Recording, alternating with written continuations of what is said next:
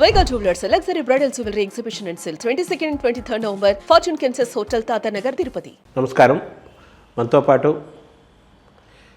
రాయల చెరువు తిరుపతి శ్రీ శక్తిపీఠం అధినేత్రి పీఠాధీశ్వరి శ్రీ రమ్యానంద భారతి ఉన్నారు. వారు పూర్వాశ్రమంలో వైద్యశాస్త్రాన్ని అధ్యయనం చేసిన వారు. ఇప్పుడు మంత్రశాస్త్రము, తపస్సు, ధ్యానంలో గడుపుతున్నారు. అనేక మందికి మార్గదర్శనం చేస్తున్నారు. మానసిక, శారీరక, ఆధ్యాత్మిక ఆరోగ్యం సమ్మేళనంగా ఆవిడ తన ప్రయాణాన్ని సాగిస్తూ కోట్లాది మంది స్త్రీలకు ముఖ్యంగా ఆరోగ్యాన్ని ఇస్తున్నారు. స్త్రీలతో పాటు పురుషులు కూడా ఆవిడ దర్శనం చేసుకుంటున్నారు. మంత్రము, ధ్యానము, తపస్సు అనేక మార్గాల ద్వారా ఆరోగ్యంగా ఉండటం, ఆనందంగా ఉండటం, సామాజికమైన శాంతిని, సనాతన ధర్మాన్ని కాపాడటం, వీటి చుట్టూ ఆవిడ ప్రయాణం సాగుతోంది. దీనికే తన జీవితాన్ని అంకితం చేశారని చెప్పవచ్చు. అటువంటి రమ్యానంద భారతి గారిని అడిగి మనం అనేక విశేషాలు తెలుసుకుందాం. ముఖ్యంగా శక్తి ధ్యానము అనే దాన్ని ఆవిడ పరిచయం చేశారు. అసలు ఏంటి శక్తి ధ్యానం అంటే తెలుసుకుందాము. అలాగే ఆవిడ పూర్వాశ్రమంలో విద్యావేత్త, వైద్య శాస్త్రాన్ని చదువుకున్నవారు కాబట్టి స్పిరిచువల్ హెల్త్ ద్వారా మానసికమైన, శారీరకమైన ఆరోగ్యాన్ని, అంటే ఆధ్యాత్మికత ద్వారా, ఉపాసన ద్వారా, ధ్యాన మార్గం ద్వారా శారీరక, మానసిక ఆరోగ్యాన్ని ఏ విధంగా మనం పెంచుకోవచ్చు, అది సాధ్యమవుతుందా, ఎవరైనా చేయొచ్చా, ఏ వయసు వారైనా చేయొచ్చా, ఈ విశేషాలన్నీ కూడా మనం తెలుసుకునే ప్రయత్నం చేద్దాం. మీరు శక్తి ధ్యానము అనే దాన్ని ఒకటి పరిచయం చేశారు. అది శాస్త్రీయంగా, సైంటిఫిక్గా దాన్ని మనం ఎలా తెలుసుకోవాలి? తప్పకుండా. నారాయణ సమారంభాం శంకరాచార్య మధ్యమాం శ్రీ సిద్ధేశ్వర పర్యంతాం వందే గురు పరంపరాం. మా పరమపూజ్య గురుదేవులు, కుర్తాళ ప్రస్తుత పీఠాధిపతులు, నడిచే దైవం అయినటువంటి శ్రీశక్తిపీఠ వ్యవస్థాపకులు శ్రీ శ్రీ శ్రీ సిద్ధేశ్వరానంద భారతి మహాస్వామి వారి పాదపద్మములకు ప్రణమిలుతూ, మనకి ఆధ్యాత్మిక రంగంలో, ముఖ్యంగా మన హిందూ ధర్మంలో ఏ వ్యక్తి అయినా సరే ఎదగటానికి దేవతల దగ్గర నుండి శక్తిని తీసుకోవటం అనేటువంటిది మన ఋషులు మనకు నేర్పించారు. ఆనాడు వాళ్ళు ఆచరించి చూపించారు. ఈరోజు మన మానవులందరూ కూడా దాన్ని అనుసరిస్తూ ఉన్నారు. అందులో ఆ విధానాల్లో భాగంగా మనకి పూజలు, మంత్రాలు, అభిషేకాలు, జపాలు, ధ్యానం చేయటం అనేటువంటివి వివిధమైనటువంటి విధానాలు మనకు కనిపిస్తున్నాయి. పూజా కోటి సంస్తోత్రం, స్తోత్రకోటి సమం జపం, జపకోటి సమం ధ్యానం, ధ్యానకోటి సమం లయ అని చెబుతూ, ఒక పూజ చేస్తే కంటే కూడాను ఎక్కువ ఫలితం రావాలంటే స్తోత్ర పారాయణ చేయాలి. ఎందుకంటే పూజ అనేటువంటిది నువ్వు దేవత, నువ్వు చెప్పేటువంటి మంత్రంతోటో, నువ్వు ఇచ్చేటువంటి వస్తువులతోటో దేవత అనుగ్రహిస్తుంది. కానీ స్తోత్రాన్ని కనుక పారాయణ చేస్తే అవి ఋషుల దగ్గర నుండి వచ్చాయి. లలితా సహస్రం లాంటివి అయితే వశిన్యాది వాగ్దేవతల దగ్గర నుంచి వచ్చాయి. అంటే ఋషి వాక్కును, దేవతా వాక్కును స్మరిస్తున్నాం కాబట్టి ఒకసారి పూజ చేసిన దానికంటే కూడాను ఒక స్తోత్రపారాయణ చేస్తే 1,000,000 సార్లు పూజ చేసిన ఫలితం వస్తుంది. అట్లాగే ఒకసారి జపం చేస్తే, జపం అంటే మంత్రాన్ని మననం చేయటం, ఆ మంత్రాలు సాక్షాత్ దేవతల దగ్గర నుండి వచ్చాయి కనుక జపం చేస్తే ఒకసారి జపం చేస్తే 1,000,000 సార్లు స్తోత్రపారాయణ చేసిన దాంతో సమమవుతుంది. అదేవిధంగా ధ్యానం కనుక చేస్తే 1,000,000 సార్లు జపం చేసిన దానితో సమానమవుతుంది అని చెప్పి మనకి మన ఋషులు అందించినటువంటి మార్గం. ఇందులో ధ్యానము అనంటే మనం ప్రధానంగా మన మనస్సును కేంద్రీకరించటం, సుదీర్ఘమైనటువంటి ఏకాగ్రత స్థితికి మనం వెళ్ళగలగటాన్ని ప్రధానంగా మన ధ్యానంలో మనం గమనిస్తూ ఉన్నాం. ప్రధానంగా మనకి ఈ ధ్యాన మార్గంలో ఎన్నో సంప్రదాయాలు ఉన్నాయి. విపස්සన, ఆనాపానసతి అని, కొంతమంది కుండలిని ధ్యాన సాధన అని, ఇలా రకరకాల మార్గాలు మనకు కనిపిస్తూ ఉన్నప్పుడు సిద్ధాశ్రమ మార్గంలో శక్తి ధ్యానము అనేటువంటి ఒక ప్రత్యేక విధానాన్ని మా పూజ్య గురుదేవులైనటువంటి సిద్ధేశ్వరానంద భారతి మహాస్వామి వారు అందించడం జరిగింది. దాన్ని నేను సాధన చేయటం, ఉపాసన చేయటం, తద్వారా అనేకమైనటువంటి అనుభూతులను, అనేకమైనటువంటి దేవతా దర్శనములను, దాంతోపాటుగా ధర్మ పరిరక్షణలో కావలసినటువంటి శక్తిని సాధించటానికి ఇది ఉపయోగపడుతుంది అనేటువంటిది ప్రత్యక్షంగా నేను అనుభూతి చెందటం వల్ల దీన్ని ప్రతి ఒక్కళ్ళు కూడా ఆచరించాలి, అనుసరించాలి. తద్వారా వాళ్ళు కూడా వాళ్ళ జీవితాన్ని సార్థకం చేసుకోవటంతో పాటుగా శక్తిని మనలోకి తీసుకురావటం, ఆ శక్తిని 10 మందికి వినియోగించటం, ధర్మ రక్షణలో ప్రతి ఒక్కళ్ళు కూడాను శక్తిమంతులుగా ఉండటం అనేటువంటి ఆలోచనతో సంకల్పంతో ఈ శక్తి ధ్యానాన్ని అందరికీ కూడాను అందుబాటులోకి తీసుకురావటం జరిగింది. మనం సౌందర్యలహరిలో శంకరాచార్యులు వారు చెప్పారు, శివశక్త్యాయుక్తో యది భవతి శక్తః ప్రభవితం. శివుడికైనా సరే శక్తి లేకపోతే ఆయన అచేతనుడు అని చెప్పి, అంటే పరమేశ్వరుడికి కూడా శక్తి కావాలి ఏ పని చేయాలన్నా. అక్కడ శక్తి అంటే అమ్మవారి స్వరూపంగా భావించారు. ఇక్కడ ఉన్నటువంటి శక్తి కూడా దేవీ తత్వాన్ని మనకు దగ్గర చేస్తూ మనలో ఉన్నటువంటి శక్తిని, యా దేవీ సర్వభూతేషు శక్తి రూపేణ సంస్థిత నమస్తస్యై నమస్తస్యై నమస్తస్యై నమో నమః. శక్తి ప్రతి ఒక్కళ్ళలోనూ ఉన్నది. ఆ ఉన్నదనేటువంటి విషయం వాళ్ళు తెలుసుకోవటం, ఉన్నటువంటి శక్తిని జాగృతపరచటంలో ఈ శక్తి ధ్యానం అనేటువంటి విధానంలో భక్తులు గనక, ప్రజలు గనక దీన్ని అభ్యాసం చేస్తే చాలా త్వరగా దాన్ని సాధించగలుగుతారు అనేటువంటిది దీని ప్రధానమైనటువంటి సూత్రం. అయితే ఆ విధానం అనేటువంటిది ఏకాంతంలో ఉన్నప్పుడు ప్రత్యేకంగా చెప్పేటువంటిది కాబట్టి విధానం చెప్పటం లేదు. దానివల్ల లభించేటువంటి ప్రయోజనాల వరకు మాత్రం నేను ఇప్పుడు మనతో అంటే ప్రాసెస్ అంటే ఏదైనా మంత్రాన్ని తీసుకొని ఉపాసించాలా, లేకపోతే ఆ శక్తి అంటే కాళీమాతో లేకపోతే అమ్మవారినో స్మరించుకుంటూ ధ్యానం చేసుకోవాలా, అది ఎలా చేయాలన్నది? అది చేసేటువంటి మార్గం కొంత రహస్యమైనటువంటిది కనుక బహిరంగంగా మనం ప్రత్యేకంగా చెప్పటం లేదు. కానీ శక్తి అనంటే ఇక్కడ ఈ సృష్టికి ఏ చరాచరమైనటువంటి సృష్టి ఏదైతే ఉన్నదో ఈ సృష్టికి కారణమైనటువంటి శక్తిని ధ్యాన మార్గం ద్వారా మనం ఇందులో ఆరాధించటం జరుగుతూ ఉన్నది.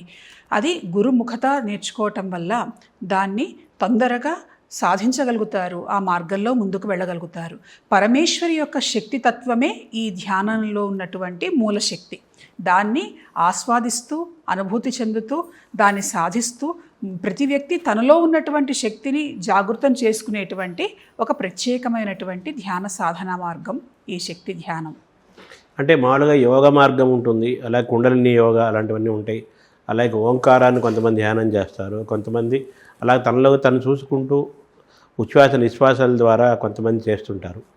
సో ఆ మార్గాలకి ఈ మార్గానికి తేడా ఏమైనా ఉందా, పోలిక ఉందా? ధ్యానం చేసేటువంటి సమయంలో ఇప్పుడు మీరు చెప్పినట్లుగా శ్వాసతో అనుసంధానం చేస్తూ శ్వాస మీద ధ్యాస నిలిపి చేసేటువంటి ఆనాపానసతి, విపස්සన ఇలాంటివి కొన్ని మార్గాలు ఉన్నాయి.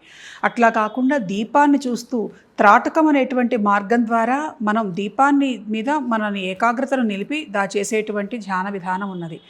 అలా కాకుండా నీటిలో సూర్యబింబాన్ని చూస్తూ నీటి ద్వారా లేదా చెరువుల్లోనో నదుల్లోనో నిలబడి ధ్యానం చేసేటువంటి మార్గం ఉన్నది.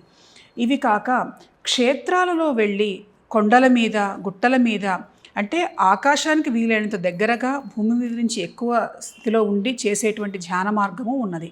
అంటే ఇవి ప్రధానంగా పంచభూతాత్మకమైనటువంటి శక్తులను మనం ఉపయోగించుకుంటూ ధ్యాన సాధన చేసి ముందుకు వెళ్తాం.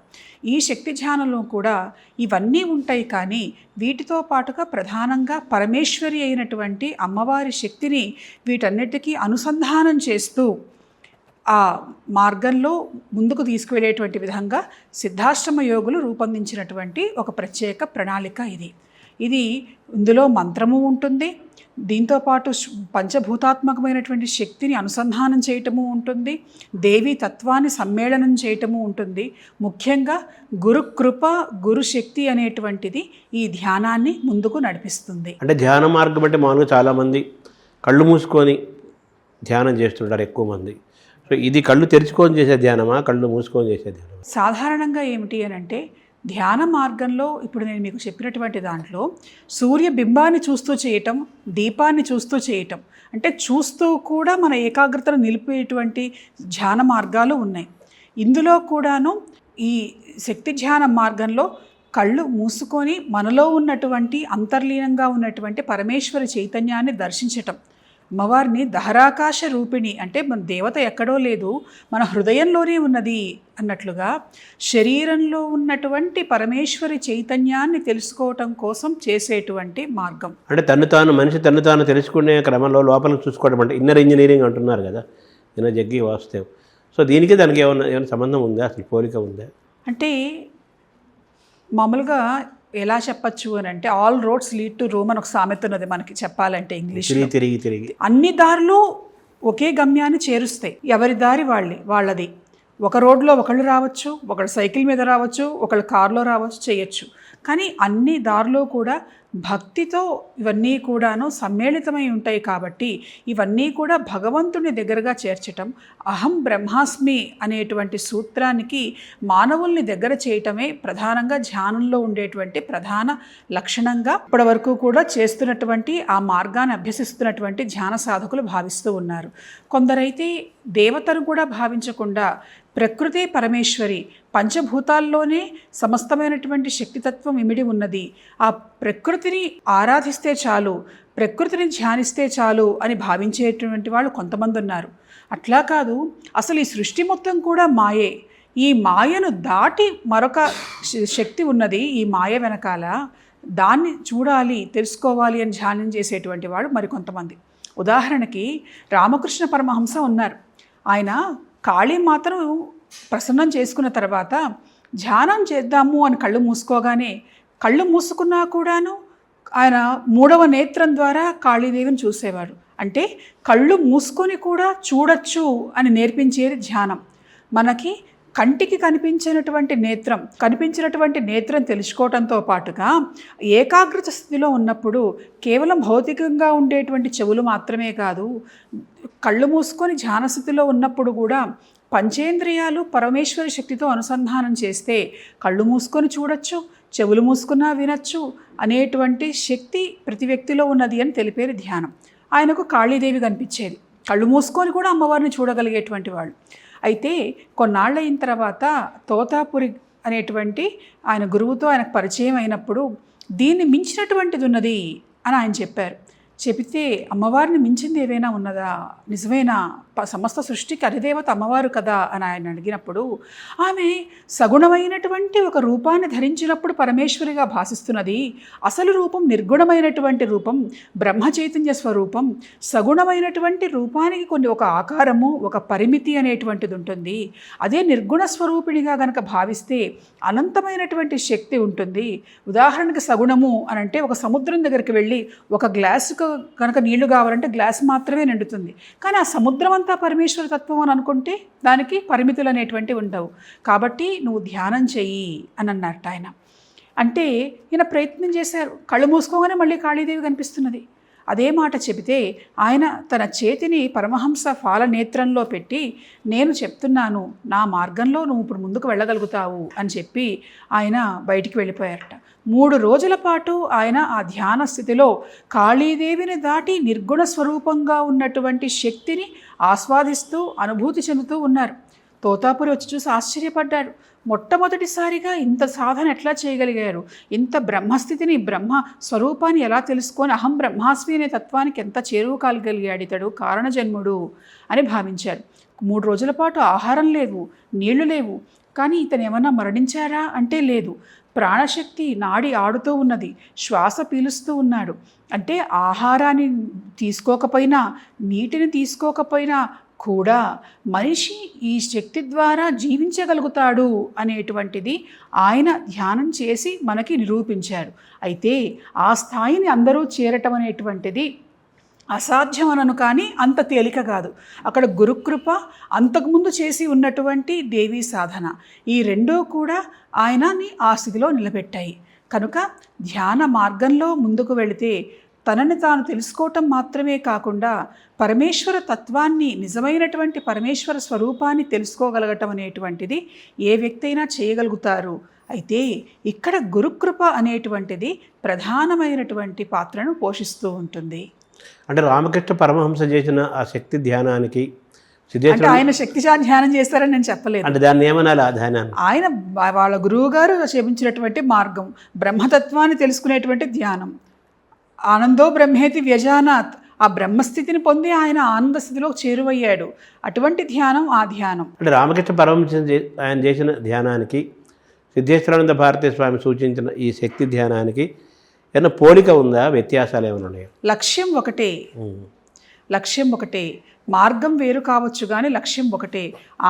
ఆయన గురువుగారు చెప్పినటువంటి మార్గంలో ఫలానా రకంగా చేశారన్నారు, కానీ ఆ ప్రక్రియ పూర్తిగా మనకి ఏ విధంగా ఆయన స్పృశించారు, ఆ స్పృశించినప్పుడు ఏమైనా ఆయన రహస్యం చెప్పారా, ఏదైనా ఒక సూత్రం చెప్పారా అనేటువంటిది ఇలా ఉంటాయి. అంటే ఈ మధ్య అంతా కూడాను చాలా అందరికీ అందుబాటులో, యూనివర్సల్గా అందుబాటులో రావాలి అనేటువంటి దాని ద్వారా వీడియోల్లోనూ ఆన్లైన్లోనూ మెడిటేషన్స్ ఇవన్నీ కూడాను చేస్తూ ఉన్నారు.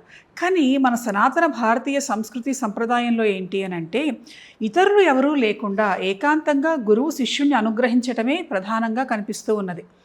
మనకి ఈ గురువు శిష్యుని అనుగ్రహించేటువంటి మార్గంలో కూడా శిష్యుడి ప్రమేయం లేకుండా గురువు శిష్యుడిని సరాసరి ఆనంద స్థితి, నిర్వికల్ప సమాధి స్థితికి కూడా తీసుకెళ్లేటువంటి మార్గం ఉన్నది. దాన్ని మనం శాక్తేయ మార్గంలో చూస్తూ ఉంటే మంత్ర సాధన విధానాల్లో గురువు శిష్యుడిని ఎలా అనుగ్రహిస్తాడు అనేది 3 మార్గాలు చెప్పారు. 1 శక్తి దీక్ష, 2 శాంభవి దీక్ష, 3 మంత్ర దీక్ష. ఈ శక్తి దీక్షలో ఏమిటి అనంటే, గురువు స్వయంగా శిష్యుడి కుండలిని శక్తిని జాగృతం చేసి శిష్యుడి శరీరానికి తన శరీరంలో ఉన్నటువంటి శక్తిని, ఆత్మశక్తిని అనుసంధానం చేసి శిష్యుడి ప్రమేయం లేకుండా అతన్ని సుదీర్ఘమైనటువంటి నిర్వికల్ప సమాధి స్థితికి తీసుకువెళ్తారు. అంటే తన శక్తిని ప్రవేశపెడతారు అనేటువంటిది శక్తి మార్గంలో కనిపిస్తున్నది.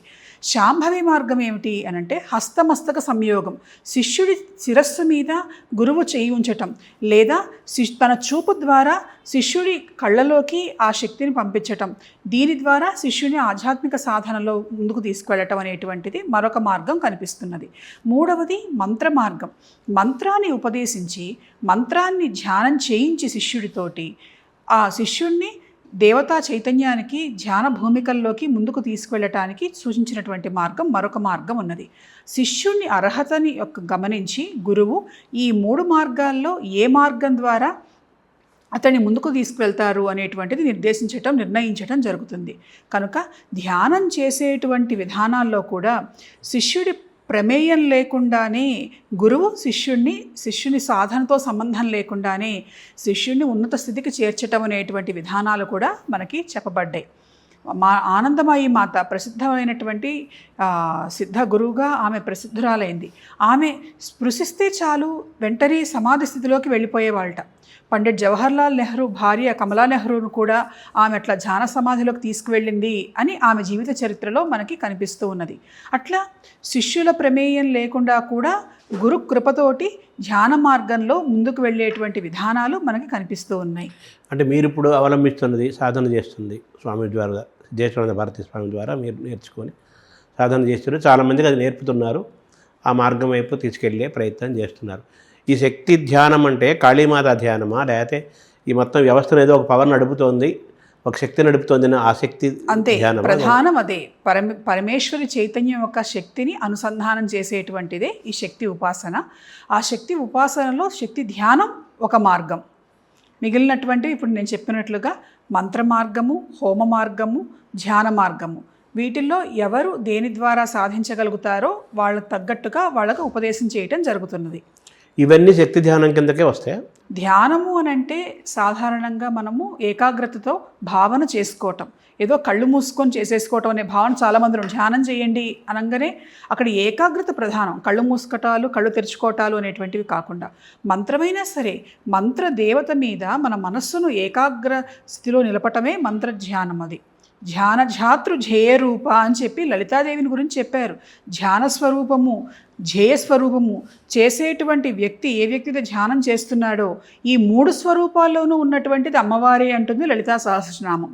కాబట్టి ఆ ధ్యానం అనేటువంటిది మన మనస్సును ఏకాగ్రత స్థితిలో ఉంచటం, టు థింక్, థింకింగ్ అనేటువంటిది చాలా డీప్ లెవెల్లోకి వెళ్ళేటువంటి స్థితినే మనం ధ్యానంగా భావన చేస్తూ ఉంటాం. రోజుకి ఎంతసేపు ఈ సాధన చేయాలి? రోజుకి ఎంతసేపు ఈ సాధన చేయాలి అని అంటే, శిష్యులకు నేర్పించిన తర్వాత, వాళ్ళు దాన్ని అందుకున్న తర్వాత, వాళ్ళ స్థితి ఎలా ఉంటుందో ఏమిటో అనేటువంటిది చూసిన తర్వాత ఎవరికి తగ్గట్టుగా వాళ్ళకి నిర్ణయించి వాళ్ళకి చెప్పడం జరుగుతూ ఉంటుంది. అంటే ఎవరికి ఇవ్వాలి, ఎవరు చేయకూడదు, ఎవరికి ఇవ్వకూడదు అనే అర్హతలు ఏమన్నా ఏమైనా ఉన్నాయా? అవి వచ్చినటువంటి వాళ్ళ మీద ఆధారపడి ఉంటాయి. చాలామంది మన దగ్గరకు వస్తూ ఉంటారు, చేస్తూ ఉంటారు. వాళ్ళలో కొంతమందికి ఈ ధ్యాన మార్గం చెప్పడం జరిగింది, ఇంకొంతమందికి మంత్ర మార్గం చెప్పడం జరిగింది, మరికొంతమందికి పూజా విధానాలు చెప్పడం జరిగింది. కాబట్టి వాళ్ళ ఉన్నటువంటి స్థితిని చూసి అది నిర్ణయించడం జరుగుతుంది. అంటే మామూలుగా కొంతమంది దేవత, దైవం అనే దాన్ని నమ్మేవాళ్ళు ఉన్నారు, నమ్మని వాళ్ళు ఉన్నారు. ప్రస్తుతం ఉన్న కాలంలో నమ్మేవాళ్ళు వాళ్ళు రకరకాలుగా ఎలాగ నమ్ముతారు, మంత్రము, ఉపాసన, పూజలు, జపాలు, తపాలు, హోమాలు చేస్తుంటారు. అసలు దేవుణ్ణి, దైవం అనే వ్యవస్థ నమ్మకుండా ఉండేవాళ్ళు కూడా ఇప్పుడు వాళ్ళు ప్రాణాయామము, యోగా, ధ్యానము ఇవన్నీ చేస్తున్నారు కదా. వాళ్ళు దైవం అనే వ్యవస్థనే నమ్మని వాళ్ళు కూడా ఈ ధ్యానం చేయవచ్చా? ధ్యానము, దైవము అనేటువంటివి ఒక రకంగా చెప్పాలి అని అంటే మన నమ్మకంతో సంబంధం లేవు. మనం నమ్మితేనే దేవుడు ఉంటాడు, మనం నమ్మకపోతే దేవుడు లేడు అని అనలేము. యద్భావం తద్భవతి. మన భారతీయ సంస్కృతి సంప్రదాయంలో అయితే దేవతలంటే ఏదో దివ్యలోకాల్లో ఉంటారు, లేకపోతే ఫోటోల్లో చూపించినట్టుగా ఉంటారని మనం అనుకోం. చెట్లలోనూ, చేమల్లోనూ ప్రతి చోట కూడా దైవత్వాన్ని మనం భావిస్తూ ఉంటాం. అది మన సంస్కృతి, మన సంప్రదాయం. దేవుడు లేడు, కానీ ఈ మార్గాలు కనుక చేస్తే ఏదో ఒక శక్తి మన మీద పనిచేస్తుంది. దాని సైన్స్ అనండి, కొంతమంది సైంటిఫికల్గా మెడిటేషన్ చేయండి, ఈ హార్మోన్స్ బాగా మీకు మళ్ళీ యాక్టివేట్ చేస్తాయి అని దానికి ఒక సైంటిఫికల్ ప్రూఫ్ చూపించిన తర్వాత కొంతమంది నమ్మటం అనేటువంటిది మొదలుపెట్టారు. అంటే దైవానికి నమ్మాలి అని అంటే దానికి మనం ప్రూఫ్లు చూపించాల్సిన అవసరం లేదు. కానీ ఎప్పుడు ఎవరికి ఎక్కడ అవసరమైతే నమ్మని వాళ్లకు కూడా కొన్ని చోట్ల భగవంతుడు కనిపించి దర్శనం ఇవ్వటం ఇటీవల చాలామంది చెప్తూ ఉన్నటువంటి అంశమే. అయితే ధ్యానం చేయాలి అని అంటే దేవతను నమ్మితేనే చేయాలి అనేటువంటిది మాత్రం ఎక్కడా చెప్పబడలేదు. నీ మనసులో ఉన్నటువంటి శక్తిని నువ్వు దృష్టిని కేంద్రీకరించు. ఇప్పుడు ప్రతి మనిషిలో కూడాను అది మామూలుగా చూడండి, దేవుని నమ్మినా నమ్మకపోయినా ఫలానా చోటుకి వెళ్తే మనసుకు ప్రశాంతంగా అనిపిస్తుంది, ఫలానా చోటుకి వెళ్తే ఏమిటో చిరాకుగా ఉంటుంది, ఇక్కడికి వెళ్తే ఏమిటో వైబ్రేషన్స్ బాగున్నట్టుగా అనిపిస్తున్నాయే. ఈ మధ్య చాలామంది వాడుతున్నారు ఈ మాట, వైబ్రేషన్స్ బాగున్నట్టుగా అనిపిస్తున్నాయే. ఇంకొన్ని చోటుకి వెళ్తే ఏంటో విసుగ్గా అనిపిస్తుంది ఇక్కడ ఉన్నటువంటి వైబ్రేషన్స్. అంటే ఏదో ఒకటి మనల్ని చైతన్యపరుస్తూ ఉన్నది, కొన్నిసార్లు మనల్ని నిరాశకు గురి చేస్తూ ఉన్నది అనేటువంటిది మనుషులు మెల్లమెల్లగా తెలుసుకుంటూ ఉన్నారు. ఈ సైన్స్ కూడా ఏమిటి అని అంటే సైంటిస్టులు చేసేటువంటి ఎక్స్పెరిమెంట్స్ ద్వారా వాటికి నిరూపణ అనేటువంటిది చేస్తూ ఉన్నారు. ఉదాహరణకి అనేక చోట్ల మన ఓంకారం మీద ఎక్స్పెరిమెంట్లు చేశారు. ఆ ఓంకారాన్ని కనుక చేస్తే ఎలాంటి వైబ్రేషన్స్ వస్తున్నాయి అని చెప్పి చూసి ఆ సౌండ్ వేవ్స్ని కనుక ఒక డయాగ్రమెటిక్ ఫామ్గా కనుక చూసినప్పుడు శ్రీచక్ర ఆకృతి కనిపించింది. ఇది వెస్ట్రన్ సైంటిస్టులు నిరూపించినటువంటిది. అలాగే ఇటీవల కాలంలో కూడా 2-3 సార్లు టీవీలో కూడా టెలికాస్ట్ అయింది. కోమాలో ఉన్నటువంటి వ్యక్తులకి, అనారోగ్యంగా ఉన్నటువంటి వ్యక్తులకి మృత్యుంజయ మంత్రం చెప్పటం వల్ల, మృత్యుంజయ హోమం చేయించటం వల్ల వాళ్లకు ఆరోగ్యం తిరిగి వచ్చింది అనేటువంటివి కూడా మనం తెలుసుకోగలుగుతున్నాం. అయితే ఈ దైవాన్ని నమ్మకపోవటం అనేటువంటిది మనకి సృష్టి ప్రారంభం నుండి కూడా ఉన్నది. మనకు ఉదాహరణ రాక్షసులే, వాళ్ళు దైవానికి ఎదురెళ్ళినటువంటి వాళ్ళే, కానీ వాళ్ళు కూడా ధ్యాన మార్గం ద్వారా తపస్సు చేసి దేవతానుగ్రహాన్ని సాధించారు. కనుక ధ్యానం చేయటం అనేటువంటి దాన్ని గురువును ప్రధానంగా తీసుకొని చేయగలిగితే, అంటే నాకు గురువు కూడా అవసరం లేదు నేనే చేసుకుంటాను అంటే ప్రయత్నం చేయి. అది ఇట్ బికమ్స్ మామూలుగా చెప్పాలి అని అంటే ఒక మెడిటేషన్ ప్రాక్టీస్ అవుతుంది. అది దాన్ని సంపూర్ణంగా మనము మా కృపతో గురు పరంపరలో వచ్చేటువంటి ఆధ్యాత్మిక ధ్యానం కింద కన్సిడర్ చేయకపోవచ్చు. మెడికల్గా మన మనస్సుని, మన ఆరోగ్యాన్ని అదుపులో ఉంచుకోవటం కోసము దాన్ని ఒక మార్గంగా, అది కూడా ఒక రకంగా చెప్పాలి అంటే ఒక మెడికేషన్ లాగా బాడీకి ఉపయోగపడుతుందని భావించవచ్చు. అంటే శక్తి ధ్యానం ఎవరైనా చేయవచ్చు. మన దగ్గరకు వచ్చినటువంటి వాళ్ళని బట్టి అది నిర్ణయించడం జరుగుతుంది. తర్వాత ఇప్పుడు మనిషి అనేవాళ్ళు బేసిక్గా ఏం కోరుకుంటారంటే ఆనందంగా ఉండాలనుకుంటారు, ఆరోగ్యంగా ఉండాలనుకుంటారు, తనకు ఒక మంచి శక్తి ఉండాలనుకుంటారు. ఏదైనా నిద్ర లేచినప్పటి నుంచి పడుకునేంత వరకు, పుట్టినప్పటి నుంచి వెళ్ళిపోయేంత వరకు ఆనందంగా, ఆరోగ్యంగా, శక్తివంతంగా ఉండాలి, తను అనుకున్నవన్నీ సాధించాలి, శాంతి ఉండాలి, ఇవే కోరుకుంటారు. అయితే ఈ మార్గంలో శారీరక ఆరోగ్యం ముఖ్యం, మానసికమైన ఆరోగ్యం ముఖ్యం. దీనికి రకరకాల మార్గాలు, వ్యాయామము, యోగా, ప్రాణాయాసనాలు, రకరకాల ఆహారము, రకరకాల మార్గాలు వెళ్తుంటారు. కొంతమంది ఉపాసనా మార్గము, ధ్యానము, స్పిరిచువల్ జర్నీ కూడా చేస్తారు.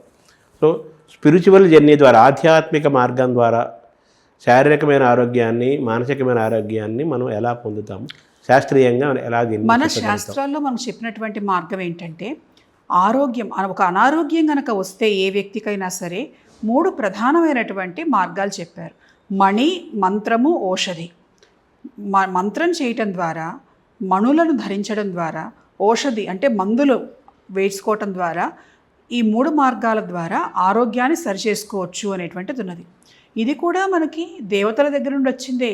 వాళ్ళకు అశ్విని దేవతలు, ధన్వంతరి వీళ్ళెప్పుడూ కూడాను వైద్యం చేయడానికి అందుబాటులోనూ ఉంటారు.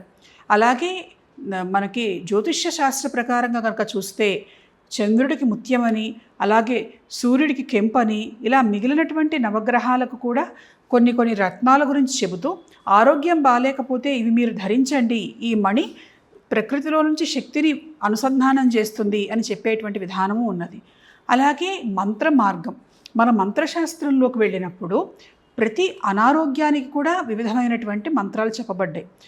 జనరల్ హెల్త్కి ఒక మంత్రం చెప్పబడింది, మానసిక అనారోగ్యాలకు ఒక మంత్రం చెప్పబడింది, అలాగే హృద్రోగాలకు ఒక మంత్రం చెప్పబడింది, ఎముకల బాధలు, చర్మ వ్యాధులకు ఒక మంత్రం చెప్పబడింది, కంటి ఆరోగ్యానికి ఒక మంత్రం చెప్పబడింది, నొప్పులు తగ్గటానికి ఒక మంత్రం చెప్పబడింది.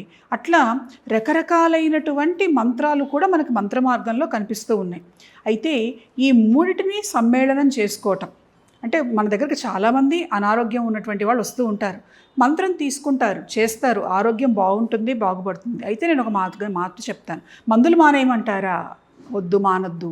మన శాస్త్రం ఈ 3 మార్గాలు చెప్పింది. ఈ మూడింటిని అనుసంధానం చేయగలిగితే ఖచ్చితంగా మనకి వచ్చేటువంటి ఉపయోగం 2 3 అవుతుంది. మీరు వేసుకునేటువంటి మందు బాగా పనిచేసేటట్లుగా చేస్తుంది మంత్రం. కాబట్టి మంత్రము, ఔషధులు ఖచ్చితంగా తీసుకోండి అని మనం చెప్తూ ఉంటాం. మణులు కూడా అన్నారు కదా, మణులు శరీరం మీద ధరించటం. మనం ఆ మణి గనక మంచిది అయితే అది ప్రకృతిలో నుండి శక్తిని ఆకర్షిస్తూ మనకు కావలసినటువంటి తత్వాన్ని శరీరానికి అందిస్తుంది అంటుంది జ్యోతిష్ శాస్త్రం. అంటే మీరు పూర్వాశ్రమంలో వైద్యశాస్త్రం చదువుకున్నారు, మీకు ఎనాటమీ తెలుసు, హ్యూమన్ యొక్క సిస్టమ్ అంతా తెలుసు కదా. ఇప్పుడు కూడా అందరూ కూడా తెలుసుకునే ప్రయత్నం చేస్తున్నారు. వాళ్ళు ఏంటని, నేనేంటని మామూలుగా స్పిరిచువల్గా పాటు హెల్త్ యాంగిల్లో కూడా తెలుసుకునే ప్రయత్నం చేస్తున్నారు. నాకు హార్మోన్స్ యొక్క బ్యాలెన్సు, ఇంబ్యాలెన్సు, దానిలో వచ్చే డిసీజెస్, డిజార్డర్సు, ఇవన్నీ ప్రస్తుతం మనం బాగా వింటున్నాం. మీకు బాగా యువర్ వెల్ వెర్స్ విత్ కదా ఈ సబ్జెక్ట్స్ తోటి. ఇప్పుడు ఈ శారీరక మానసిక ఆరోగ్యాన్ని, ఆధ్యాత్మిక ఆలోచనల్ని వీటిని సమన్వయం చేసుకుంటూ, బ్యాలెన్స్ చేసుకుంటూ ఈ ఆధునిక మానవుడు ఒత్తిళ్ల మధ్య తను తాను ఆనందంగా, ఆరోగ్యంగా ఎలా ఉండాలి? మనకి మన ప్రకృతి 2 దేవుళ్ళని సృష్టించి మనకిచ్చింది మన ఆరోగ్యం కోసం. ఒకళ్ళు సూర్యుడు, మరొకడు చంద్రుడు. సూర్యుడు ఆరోగ్యం భాస్కరాదిచ్చేత్, చంద్రమా మనసోజాత. చంద్రుడు మనసు మీద పనిచేస్తాడు, మానసిక ఆరోగ్యాన్ని ఇస్తాడు. సూర్యుడు శారీరక ఆరోగ్యాన్ని ప్రసాదిస్తాడు.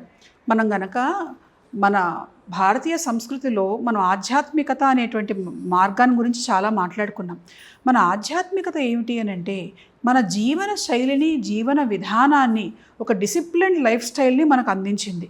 ఇవాళ ఆధునిక యుగంలో మానవుడు కోల్పోయింది ఏమిటి? ఎందుకు ఈ టెన్షన్స్, ఎందుకు ఈ స్ట్రెస్ అంటే, మనకు ఉన్నటువంటి పూర్వకాలంలో మన సనాతన ధర్మం, మన ఋషులు అందించినటువంటి ఆ డిసిప్లిన్డ్ లైఫ్ స్టైల్ అనేటువంటిది ఇవాళ ఉన్నటువంటి ఉద్యోగాలు అవ్వచ్చు, వ్యాపకాలు అవ్వచ్చు, జీవన విధానం కావచ్చు, దానిలో ఇన్కార్పొరేట్ చేసుకోవటం అనేటువంటిది సమన్వయం చేసుకోలేకపోతూ ఉన్నారు.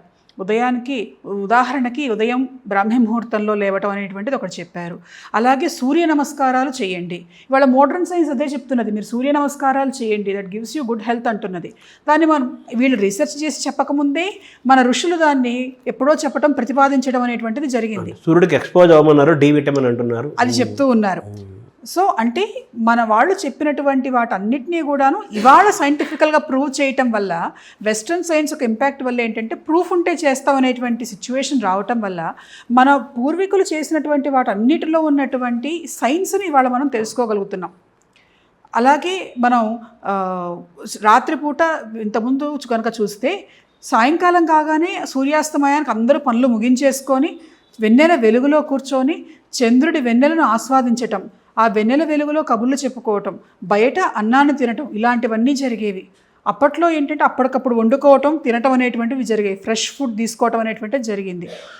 నైవేద్యం పెట్టండి, పాతవి ఇంట్లో ఉన్నవి ఇంతకుముందు ఉపయోగించినవి అయితే నైవేద్యానికి పనికిరావు, మీరు ఇంట్లో నైవేద్యం పెట్టుకొని తినండి అనేవాళ్ళు. ఆ నైవేద్యం కోసమైనా ఫ్రెష్గా ఫుడ్ ప్రిపేర్ చేస్తూ ఉండేటువంటి వాళ్ళు. అంటే ఒక సిస్టమాటిక్ లైఫ్ స్టైల్ని ప్రకృతితో అనుసంధానం చేస్తూ, చెరువుల దగ్గరికి వెళ్ళి స్నానం చేయండి, నదీ స్నానం చేయండి, సముద్ర స్నానం చేయండి, అలాగే చెట్ల దగ్గర కూర్చోండి, కార్తీక వన సమారాధన అంటుంటాం. అలాగే దాంతోపాటుగా చెట్లను పెంచండి. ఇవన్నీ కూడా ఏంటంటే ప్రకృతిలో మానవుణ్ణి మమేకం కనుక చేస్తే ఆ ఆరోగ్యం అనేటువంటిది అటు శారీరకంగా ఇటు మానసికంగా 2 రకాలుగా మనిషి ఆరోగ్యంగా ఉంటాడు అని చెప్పటమే మన సంస్కృతి మనకు నేర్పించింది. అయితే ఆధునిక కాలంలో మీరు చూస్తే ఉదయాన్నే రాత్రులు ఎప్పుడో పడుకుంటారు, ఉదయాన్నే లేవలేరు. బ్రాహ్మీ ముహూర్తంలో లేవటం కాదు, ఉదయం సూర్యోదయానికి లేచే వాళ్ళ సంఖ్య తగ్గిపోతూ ఉన్నది. దాంతోపాటుగా చంద్రుడిని అసలు వస్తున్నాడో లేదో కూడా ఎవరికీ తెలియదు. రాత్రి ఎన్నింటికి ఇంటికి వస్తారో తెలియదు. ఆ తీసుకునేటువంటి ఆహారం ఇంట్లో వండుకోవడానికి కూడా సమయం ఉండటం లేదు చాలామందికి.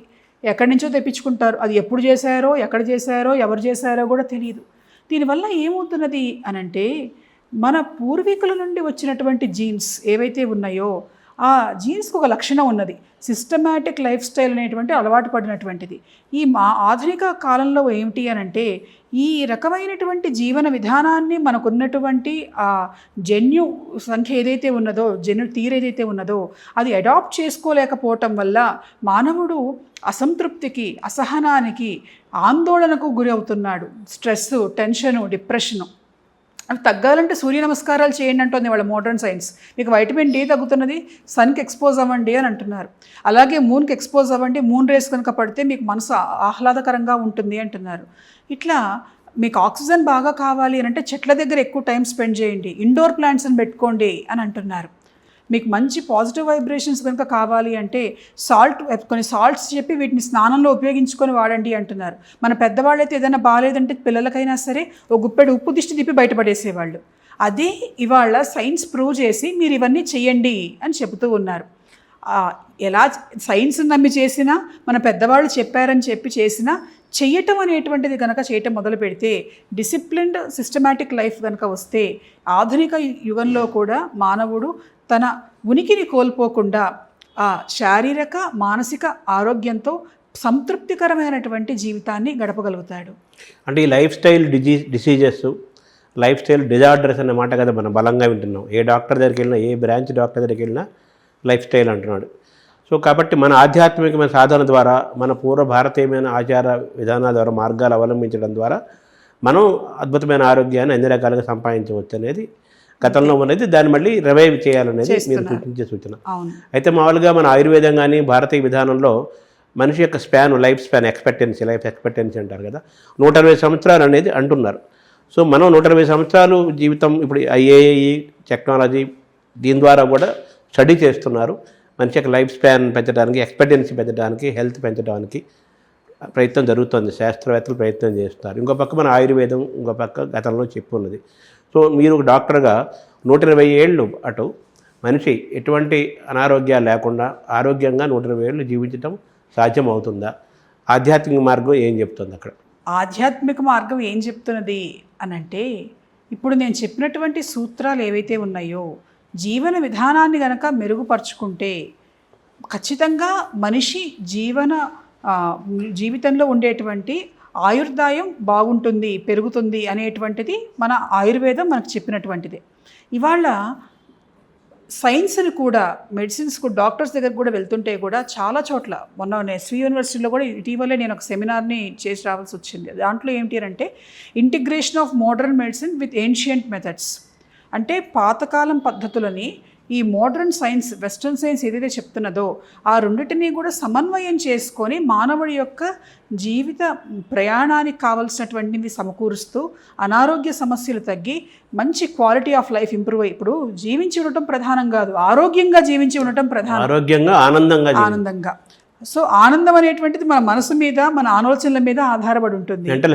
మెంటల్ హెల్త్ శారీరకంగా ఏమిటి అని అంటే మనం ఉన్నటువంటి జీవన విధానము, మనం వాడుతూ ఉన్నటువంటి వస్తువులు, అది ఆహారం కావచ్చు, మనం పీల్చేటువంటి గాలి కావచ్చు, తాగుతున్నటువంటి నీళ్లు కావచ్చు, చేస్తూ ఉన్నటువంటి సాధన లేదా ఫిజికల్ ఎక్సర్సైజ్ అనుకోండి అది కావచ్చు, వీటన్నిటినీ కూడాను సమన్వయం చేసుకుంటూ జాగ్రత్తగా ముందుకు వెళితే మంచి జీవితము, మంచి ఆయుర్దాయం లభిస్తాయి అనేటువంటిది మన ఆయుర్వేదం మనకి ఎప్పుడూ చెప్తూ ఉన్నటువంటి మాటే. అంటే మీరు తిరుపతి యూనివర్సిటీలో కంక్లూజన్ ఏమి ఇచ్చారు? అందులో కంక్లూజన్ ఏమి ఇచ్చామంటే, ఉదాహరణకి ఒక వ్యక్తికి ఒక బ్లడ్ ప్రెషర్ వచ్చింది అనుకోండి, వస్తే బ్లడ్ ప్రెషర్ పెరిగింది, హైపర్ టెన్షన్, బ్లడ్ ప్రెషర్ అందరికీ ఉంటుంది, హైపర్ టెన్షన్ కనుక వస్తే అది తగ్గించడానికి మందులతో పాటుగా ఈ ధ్యాన మార్గము, రిలాక్సేషన్ టెక్నిక్స్ వీటిని గనక ప్రాక్టీస్ చేస్తే రెండింటిని కంబైన్ చేయటం, సమన్వయం చేయటం చేసి అతనికి గనక ప్రిస్క్రిప్షన్ ఇస్తే తొందరగా అతడు దాని నుంచి కూడాను ఉపశమనం పొందుతాడు. అంటే ఒకే వ్యాధిని తొలగించటానికి రెండిట్లో ఉన్నటువంటి విభిన్నమైనటువంటి శాస్త్రాల్లో ఉన్నటువంటి మార్గాలను సమన్వయం చేసుకుంటూ మనం వాళ్ళకి అందించగలగాలి అనేటువంటిది ఆ సదస్సు తీర్మానించడం జరిగింది. ఇప్పుడు మామూలుగా మీరు హైపర్ టెన్షన్ని ఇప్పుడు డయాబెటీస్ కూడా రివర్స్ చేస్తున్నాం అంటున్నారు కదా, ఆహార రైస్ తింటాం మానేస్తున్నాము, లేదా రకరకాల మార్గాల్లో రివర్స్ అంటున్నారు కదా. సో మీరు చెప్పిన ధ్యానం ద్వారా హైపర్ టెన్షన్ రివర్స్ చేయొచ్చు, తగ్గించవచ్చునా దాని సారాంశం? ఉపశమనం, ఉపశాంతి. మనస్సును ఇప్పుడు హైపర్ టెన్షన్ ఉన్నటువంటి వాళ్ళలో ఆందోళన ఎక్కువగా ఉంటుంది, బ్లడ్ ప్రెషర్ ఎక్కువగా ఉంటుంది. అటు మందులు వేసుకోవటంతో పాటుగా ధ్యాన సాధన లేదా రిలాక్సేషన్ టెక్నిక్స్ కొన్ని ప్రత్యేకంగా ఉన్నాయి. వీటిని కనుక చేస్తే ఎక్కువ ఆందోళన కలగకుండా మనసుకు శాంతిని కలిగిస్తూ ఉంటుంది. కాబట్టి కాస్త తక్కువ డోస్ ఆఫ్ మెడికేషన్ తోటి ఆ వ్యక్తిని ఆరోగ్యంగా ఉంచవచ్చు అనేటువంటిది ఆ రెండు శాస్త్రాలని కలిసి, అంటే ఆ రెండింటినీ కూడాను కంబైన్ చేసుకొని చేయొచ్చు అనేటువంటిది ఆ రోజు అక్కడ తీర్మానించడం జరిగింది. ఉదాహరణకి ఈ విషయం అంటే 80/120 ఇవి ఉన్నాయి కదా, అవి నార్మల్సీకి వస్తే ఈ సాధన ద్వారా వీటికి నేను ఇప్పుడు చెప్పినట్లుగా మందులతో పాటుగా ఇవి చేసుకుంటే వస్తాయనే నమ్ముతున్నారు అందరూ కూడా. అలాగే డయాబెటీస్ మన భారతదేశం మన మొత్తం క్యాపిటల్ అయిపోయింది కదా, అది కూడా చాలా ప్రివేలింగ్ సిచ్యువేషన్లో ఉంది. దానికి కూడా ఇక్కడ మనకు సమాధానం ఉందా? సమాధానం ఎప్పుడూ ఉంటుంది. అయితే ఇప్పుడు నేను చెప్పినట్లుగా మోడర్న్ సైన్స్ మెడికేషన్, అది మీరు ఆయుర్వేదం మందులు కావచ్చు, హోమియో మందులు కావచ్చు, ఎలోపతి మందులు కావచ్చు, ఇందాక చెప్పినట్లుగా మణి, మంత్రము, ఔషధి, ఈ మూడింటిని కనుక కలుపుకొని చేసుకుంటే మన ఆరోగ్యాన్ని మనం పరిరక్షించుకోవచ్చు. ఇప్పుడు మీరు చెప్పిన డయాబెటీస్ రివర్సల్ కూడా ఒక్కొక్కళ్ళు ఒక్కొక్క మార్గంలో చెప్తూ ఉన్నారు. ఆయుర్వేదం వాళ్ళు ఒక మార్గంలో చెప్తూ ఉండొచ్చు, ఎలోపతిలో ఇంకో మార్గంలో చెప్పచ్చు, లేదు కీటో డైట్ అని ఇంకొకళ్ళు ఇంకో మార్గంలో చెప్పచ్చు. కానీ అందరూ కూడాను ఆహార మార్గము, మందులు, వీటి ద్వారానే ప్రధానంగా దీన్ని చేయటం అనేటువంటిది. అలాగే జీవన విధానంలో మార్పు ప్రధానమైనటువంటి లైఫ్ స్టైల్ చేంజ్. ఇందాక మనం చెప్పుకున్నట్టుగా డిసిప్లిన్డ్ లైఫ్ స్టైల్ కనుక ఉంటే ఏదైనా సరే మానవుడు సాధించవచ్చు అని నమ్ముతుంది మన శాస్త్రం. తర్వాత నిద్ర అనేది కూడా చాలా ముఖ్యమైనది కదా, దాన్ని ఎలా చూడాలి? యోగా నిద్ర అనేది కూడా మనం బాగా గతంలో ఉన్నది, ఇప్పుడు ఎక్కువ వింటున్నాం. మీరు అవన్నీ తెలిసిన వ్యక్తిగా దాని మీరు ఎలా చెప్తారు? మన గనక శాస్త్రంలో చూస్తే యా దేవి సర్వభూతేషు నిద్రారూపేణ సంస్థిత నమస్తశ్యై నమస్తశ్యై నమస్తశ్యై నమో నమః అని మనకు కనిపిస్తున్నది చండీ సప్తశతిలో. అంటే మానవుడికి కావాల్సినటువంటి ఆహారం అందించడంలో అన్నపూర్ణగా అమ్మవారు, నీళ్లను అందించడంలో నదీ తల్లులుగా గంగమ్మగా అమ్మవారు, అలాగే నిద్రాదేవిగా అమ్మవారి గురించి వర్ణించారు. అందులో యోగ నిద్ర కావచ్చు, ధ్యానం చేసేటప్పుడు ధ్యాన నిద్రను కొంతమంది అంటారు. అట్లా కాకుండా ఈ యోగాసనాలు వేసిన తర్వాత శవాసనం వేసేటప్పుడు రిలాక్స్ కావడానికి కొంతమంది ఆ నిద్ర మార్గాన్ని కొంత ఎంచుకోవటం, ఇట్లాంటివి రకరకాలుగా ఉన్నాయి. అయితే చాలామంది ఏమిటంటే ఆ నిద్రను కూడా ఆహారము, నీళ్లు ఎంత అవసరమో మనిషికి నిద్ర కూడా అంతే అవసరం. ఈ మూడిట్లో దేని విషయంలోనూ మనం కాంప్రమైజ్ అవ్వడానికి వీల్లేదు. అందుకని ఇవన్నీ కూడా అమ్మవారి స్వరూపం కాబట్టి మీరు మీవి అనుకోకండి, ఇవన్నీ కూడా అమ్మవారివిగా భావించండి. అమ్మవారిగా భావించి వాటి పట్ల గౌరవ మర్యాదలతో ఉండండి, భక్తితో ఉండండి. అప్పుడు మీకు తెలియకుండానే మీరు అమ్మవారిని ఆరాధిస్తూ ఉంటారు కాబట్టి వాటి పట్ల జాగ్రత్తగా ఉంటారు. కనుక నిద్ర విషయంలో కూడాను నిద్ర పట్టడానికి మంత్రాలు ఉన్నాయి. నిద్రాదేవి మంత్రం ఇప్పుడు నేను చెప్పాను, నిద్రను కూడా నిద్రాదేవి అని పిలుస్తారు. ఇలాంటివి కూడా మనకి చెప్పబడి ఉన్నాయి. కనుక నిద్రను కూడా మన జీవిత గమనంలో ప్రధానమైనటువంటి స్థానం ఉన్నది అని భావిస్తూ దానికి తగినటువంటి సమయాన్ని కేటాయించవలసినటువంటి అవసరం ఉన్నది. మనిషి యొక్క మానసిక ఆరోగ్యం, శారీరక ఆరోగ్యంపై నిద్ర యొక్క ప్రభావం, ఇన్ఫ్లుయెన్స్ చాలా ఎక్కువ. ఇప్పుడు అన్ని వయసుల వాళ్ళు కూడా నిద్రలేమితో బాధపడుతున్నారు. అవును. దానికి మనకు సమాధానం ఈ స్పిరిచువల్ ప్రాక్టీసెస్ ద్వారా మనం సాధించవచ్చు సార్. సాధించవచ్చు అని చాలా స్టడీస్లో మనకి నిరూపితమైంది. ఒక నిద్రపోయే ముందర ఇప్పుడు కొంతమంది ఏంటంటే ఎరోమా థెరపీ అంటారు. కొన్ని రకాలైనటువంటి ఎరోమా, ఈ స్మెల్స్ని కనుక చూస్తే ఆ ఫ్రేగ్రెన్స్ వల్ల మనిషిలో నిద్ర కలిగిస్తుంది అని అంటారు. అలాగే మరికొంతమంది ఏమంటారు అంటే కొన్ని మూలికలు ఉన్నటువంటి హెర్బల్ టీ తాగండి, అది మీకు నిద్ర వచ్చేటట్లుగా చేస్తుంది. అంటే ఇది ఆయుర్వేదము మనకి ప్రకృతి వైద్యం, ఇది నిద్ర వచ్చేటట్లుగా చేస్తుంది అని అంటారు. సరే, మోడర్న్ సైన్స్ కూడా కొన్ని మెడిసిన్స్ అనేటువంటివి కనిపెట్టింది. ఇక్కడ చూడండి, నిద్ర మామూలుగా వ్యాధులకు మందులు ఇవ్వటం ఉంటుంది, ఒక బ్లడ్ అంటే హైపర్ టెన్షన్ కావచ్చు, డయాబెటీస్ కావచ్చు, ఇంకేమైనా డిజార్డర్స్ కావచ్చు. కానీ నిద్ర పట్టడానికి కూడా ఒక మందును తయారు చేసుకోవాల్సినటువంటి అవసరం ఉన్నది. అటు ఆయుర్వేదము అందిస్తున్నది, ఇటు ఎలోపతి అందిస్తున్నది. అంటే మానవుడి జీవితంలో నిద్రకు చాలా ప్రాధాన్యత ఉన్నది. సరిగ్గా నిద్రపోకపోతే మనుషులు రోగాల పాలవుతారు. అలా కాకుండా ఉండటానికి ఈ మందులు అనేటువంటివి, ఇది అటు ట్రెడిషనల్ సైన్స్, మోడర్న్ సైన్స్ రెండు ఒప్పుకున్నటువంటి విషయం. వాటితో పాటుగా ఈ రిలాక్సేషన్ టెక్నిక్స్, ధ్యానము, దాంతోపాటు డిసిప్లిన్ లైఫ్ స్టైల్, మూన్కి ఎక్స్పోజ్ అవ్వటము, సన్కి ఎక్స్పోజ్ అవ్వటము, ఆ స్లీప్ సైకిల్ని మనం మన బాడీలో ప్రాపర్గా అడాప్ట్ చేసుకోవటానికి ప్రకృతి సహాయంతో, మన దేవతల సహాయంతో, మందుల సహాయంతో మనం దాన్ని మార్చుకోవచ్చు, ఆరోగ్యాన్ని పెంచుకోవచ్చు. చక్కగా చివరిగా శక్తి ధ్యానం ద్వారా మనకు ఏమేమి ప్రయోజనాలు మనకు కలుగుతాయి? శారీరక, మానసిక, ఆధ్యాత్మిక ఈ 3 వ్యవహారాల్లోనూ కూడా మంచి ప్రయోజనాలు లభిస్తాయి. ఇది ప్రధానంగా ఏంటంటే, ఒక పూజ అయినా, స్తోత్రమైనా, మంత్రమైనా, ధ్యానమైనా ఏదైనా సరే మనిషికి ముందు ఒక డిసిప్లిన్ లైఫ్ స్టైల్ ఏర్పాటు చేస్తుంది. ఈ టైంకి ఇంతసేపు ఇది నువ్వు చెయ్యాలి అనేటువంటిది కనుక నేర్పిస్తే ఖచ్చితంగా మనిషిలో ఒక డిసిప్లిన్ అనేటువంటిది ఫామ్ అవుతుంది. అంతేకాకుండా ఈ ఉపాసన ద్వారా, ఈ ధ్యాన మార్గంలో ఉన్నటువంటి శక్తి అది మొదలుపెట్టినటువంటి వచ్చినటువంటి చోటు గురుకృప నుంచి మొదలైంది కాబట్టి అది ఇంకొంత తొందరగా మనిషి మీద ప్రభావం చూపిస్తుంది, మనసు మీద ప్రభావం చూపిస్తుంది, ఆరోగ్యం మీద ప్రభావం చూపిస్తుంది. అయితే ఇప్పుడు ఒక ఉదాహరణకి, ఒక వ్యక్తికి ఏదన్నా ఒక వ్యాధి వస్తే తగ్గడానికి మందులు సరిగ్గా వేసుకుంటేనే పనిచేస్తుంది, ప్రయోజనం కలుగుతుంది. మధ్యలో ఆపేస్తే ప్రయోజనం కలగదు.